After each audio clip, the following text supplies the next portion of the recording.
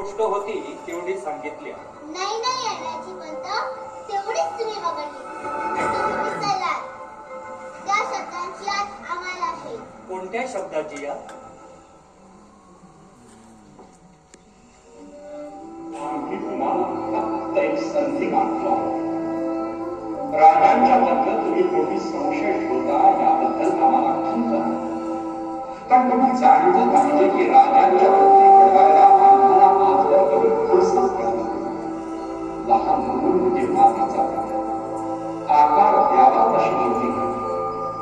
एवढी अडचणीची कामगिरी पार पाडण्यासाठी जीवाची तरतूद देव कृपेला एवढ्या आयुष्याला देतात आम्ही स्थानाचा चमत्कार करून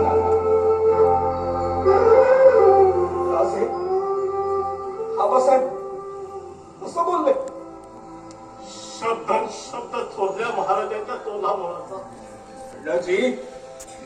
अण्णाजी तुम्ही आयुष्यभर आबासाहेबांची चाकरी केली, पण फक्त चाकरीच केली, कधी जाणलंच नाही त्यांना.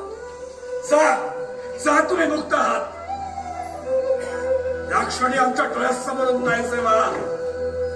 या क्षणी तरी ब्रह्महत्येचं पथक शिरावर घ्यायची आमची इच्छा नाही. चल तेव्हा.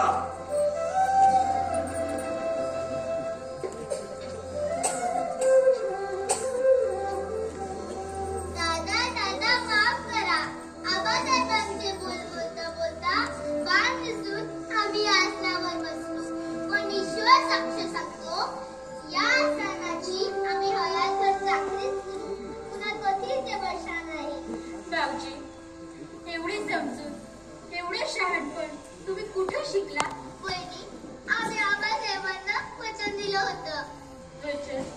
कोणतं वचन? काकींचा लोभ कधी धरणार नाही. दादांच्या आज्ञेत वागेल. आणि काय राजे? रागवू नका दादा, पण तुमचा सांभाळ करू. राजे, तुम्ही आमचा सांभाळ करणार. आबासाहेब म्हणाले, शंभू राजे आमचे थोरले पुत्र, तुमचे वडील बंधू, आम्ही तुमच्या ओटीत घालतो. आबासाहेब, आणि मग आम्ही म्हणालो, बोला भाऊजी, तुम्ही काय म्हणाला?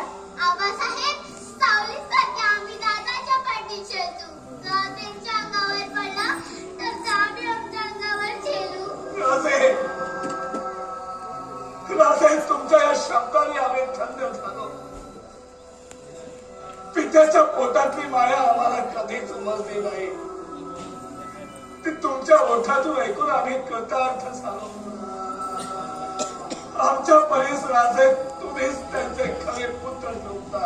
दादा, अच्छा, राजा बेटा, अरे तू आमच्या आधी का नाही उपसलास? तू आमचा थोरला भाऊ का नाही झाला? दादा